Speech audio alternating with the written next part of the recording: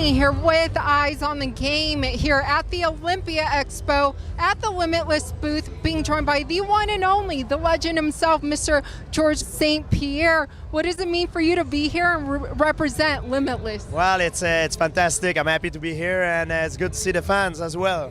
Yes, absolutely. You have so many fans lining up for you, and so many of them kind of want to see you back in the octagon.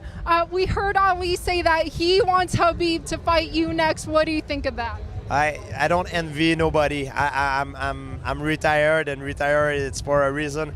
If anything come up, UFC know where to find me. But right now I'm good where I am at. You know what I mean? And yeah, I can't complain. Life is beautiful because of the fans. You know, and now I'm very grateful.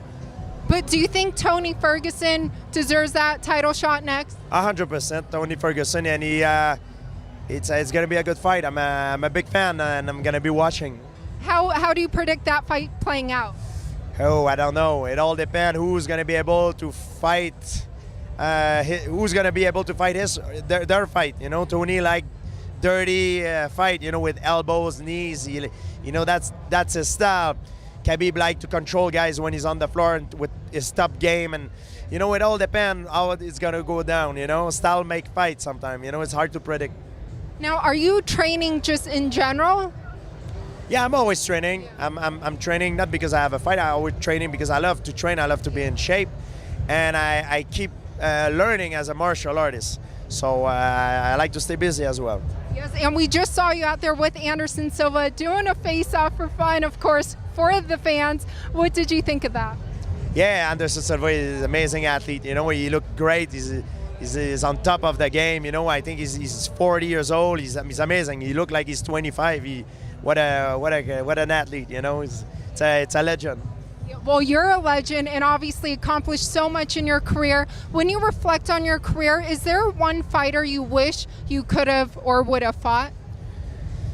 Yeah, there's a lot of I wish I would have done that, but you know, things went very well. I'm happy, and yeah, it's so in this fight game, everything is about timing. You know what I mean? Timing is everything, and sometimes timing is not good for X reason. You know. And no, I'm happy the way it go down, you know. When I retire, before we retire, we tried to make the fight with Khabib. It did not happen. And, you know, maybe it's a good thing. Maybe if I would have gone back, I would have got my butt kicked, you know, who knows. The fighter is always the last person to know when it's time to retire. So we always, as a competitor, want to do more and more, but nobody can beat time. Time is inevitable. But who do you think is the best current fighter? The number one pound for pound? Khabib is there for sure. We just talked about him. There's John Jones as well.